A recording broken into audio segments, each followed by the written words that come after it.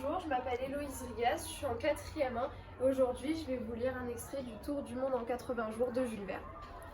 Chapitre 37, dans lequel il est prouvé que Phileas Fogg n'a rien gagné à faire ce tour du monde si ce n'est le bonheur. Oui, Phileas Fogg en personne.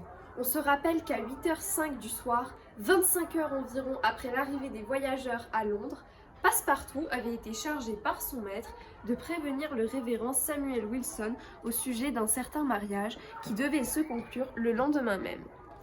Passepartout était donc parti enchanté. Il se rendit d'un pas rapide à la demeure du révérend Samuel Wilson, qui n'était pas encore rentré.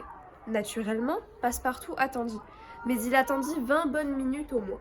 Bref, il était 8h35 quand il sortit de la maison du révérend. Mais dans quel état? Les cheveux en désordre, sans chapeau, courant comme on n'a jamais vu courir de mémoire d'homme, renversant les passants, se précipitant comme une trombe sur les trottoirs. En 3 minutes, il était de retour à la maison de Savile Row et il tombait essoufflé dans la chambre de M. Fogg. Il ne pouvait parler. « Qu'y a-t-il » demanda M. Fogg. « Mon maître, balbutia Passepartout. Mariage impossible. Impossible? Impossible pour demain. Pourquoi? Parce que demain, c'est dimanche. Lundi, répondit M. Fogg. Non, aujourd'hui c'est samedi. Samedi. Impossible. Si, s'écria Passepartout. Vous vous êtes trompé d'un jour. Nous sommes arrivés 24 heures en avance, mais il ne reste plus que 10 minutes.